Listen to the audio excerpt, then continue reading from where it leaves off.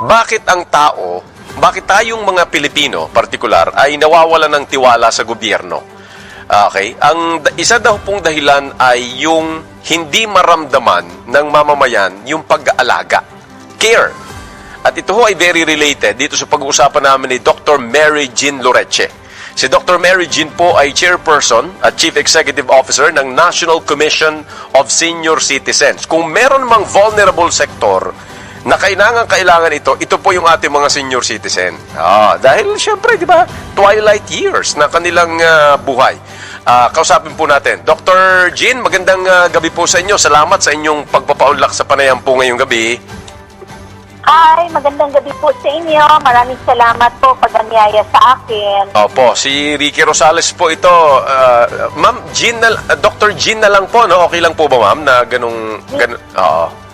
Yes po, Okay. Professor Ricky. That's very good at sa ating pag-usap ngayon. Opo. Sige po. Ma'am, unahin natin. So, ano pa ang kumbaga chances na ito hong isinusulong na universal pension hike, 1,500, na pinamamadali na nga ito ni Senador Risa Ontiveros ay makapasa sa lalong madaling panahon? Base sa ating pinuntahan, no, we were part of the Senate hearing nitong Miyerkules lang. Opo. Mukha namang ang ating mga mambabata, si Senator Erwin at si Senator Risa Ontiveros, ay talagang puspusan ang kanilang paniniwala na dapat ito ay maisabatas. At nandun din naman ang taga-DBM, ang Department of Budget and Management, upang tanungin kung ito ay pwede bang lagyan ng pondo. Yan. So, base sa kanilang response noong Miyerkules ay sa 2026, mukhang sabi nila, nakalaan na daw ang pondo ng bayan para sa iba't ibang mga programa at iba't ibang ahensya ng ating pamahalaan.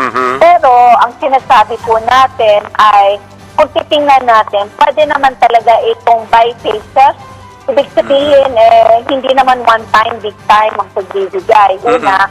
Pangalawa, kung titingnan po natin yung current status ng 1,000 na ibinibigay sa tinatawag na indigent na population ng Pilipinas, that's more than 4 million Filipinos who are recipients to that.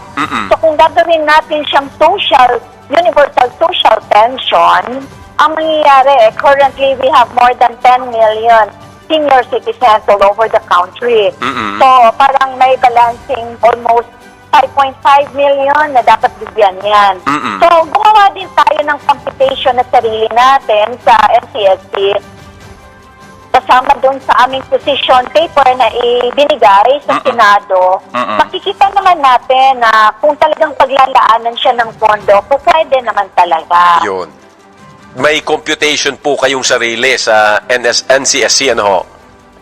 Opo, kasi Prof, kailangan nating tingnan dahil ako, paniniwala ko, being a medical doctor, Opo. at napansin ko na hindi naman lahat ng dapat ibigay ay ibigay natin. Ibig sabihin, there has to be a proper balance between our capacity, our economy, Yes. vis-a-vis the needs of other sectors and not just the seniors. Right. Pero base sa aming computation at 1,000 pesos, kung ipapantay natin sa lahat, hindi muna tayo mag-1,500, ay siguro this is more doable and realistic. Okay, so yun ang inyong sinusulong kasi nga universal kumbaga wala tayong i-discriminate na sector, no po, ng senior citizen. Kung magiging universal, kung magkanong ma-approve, all classes of people, no, na senior ang makakatanggap po ng 1,000 piso. That's correct, Professor Ricky. Opo. Kasi kung titingnan mo, although sa batas nagsasaad naman talaga na yung Lahat. kinakawalang-wala, sila yung mauunang bigyan. Oo. So I would say that stems from that provision of the law. Kaya nangyari na meron tayong yung tinatawag na social indigency program, which is currently being handled by the DSWD. Opo. Subalit, there's a lot of questions about that. Una ay yung datos. How sure are we na talagang they deserve that amount? Pangalawa ay marami tayong naka-waitlist. Tama. And pangatlo ay parang ang kinanaing ng ating mga kababayan na base sa kanilang mga feedback, those that are not receiving the social indigency program are those who are paying their taxes Right. when they were still working. Pangalawa, whatever small pension they're receiving, that is because ano yung contribution na nagawa nila. So very valid yung kanilang sinasabi na bakit hindi kami kasama dyan. I'll give you a classic example, Professor Ricky, kung Opo. nanaisin mo. Yung ating expanded centenarian cash gift, kung saan bagong batas na pinapatupad ng komisyon, yung 10,000 binibigay pag ikaw ay umabot ng 100. milestone age na 80, 80. 85, 90 at 95. Simula March 17 ng 2024. Makikita mo yung provision ng batas. Wala siyang kinikilingan. Yes. Hindi siya kailangan na mahirap ka, may sakit ka, o sakitin ka, or wala ikaw economic support. So, it really encompasses everyone, no? So, wala siyang kinikilala. And when we are distributing that to our kababayans, no, may kaya man sila or wala, tuwang-tuwa silang matanggap nila yon. Yes. Not really the amount, but the thought na Yes. isinali sila ng ating pamahalaan. Right. That's very right. Opo.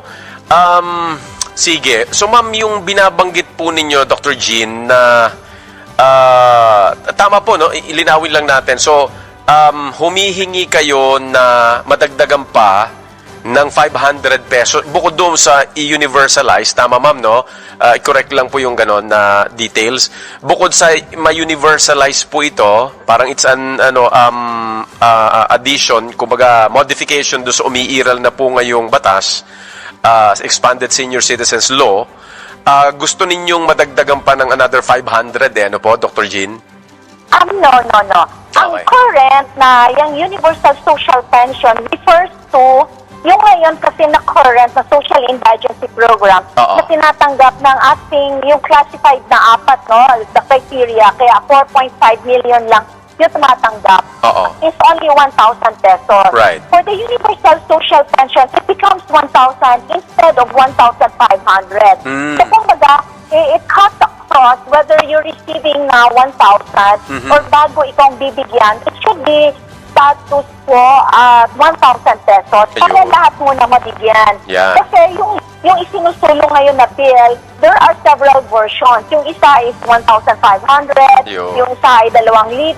So tayo, we have to be realistic in terms of capacity, in terms of our economy, at capacity ng budget natin. A 1,000 peso per month for everyone for the Universal Social Pension should be realistic already. Iyon. Kasi dito po sa hawak ko din na, I don't know if this release came from the Office of Senator Ontiveros, doon nga sa hearing po, yung pinag-usapan yung Senate Bill 215, unfortunately, hindi ako nakasubaybay dito, linga para kay Lolo at Lola. So, tama ho ba na siya yung nagsusulong po ng 1,500 monthly stipend?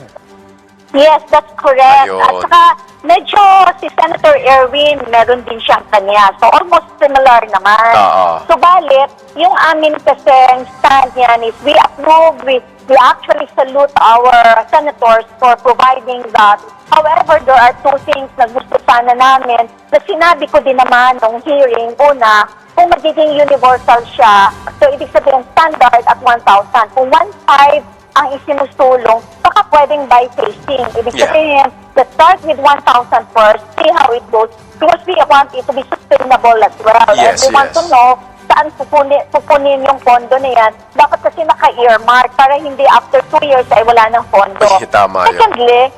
Secondly, it would be most realistic if there has to be a technical working group that has to be created first. Kasi pag may technical working group tayo, ay mas mahihimay-himay natin yan. I agree. Yung proseso, ang requirements natin, kung meron man, paano natin ibababa, paano yung pagbigay natin, and how often should it be given, sino ang magbibigay niyan. Tama. So a technical working group would be the best there to study it.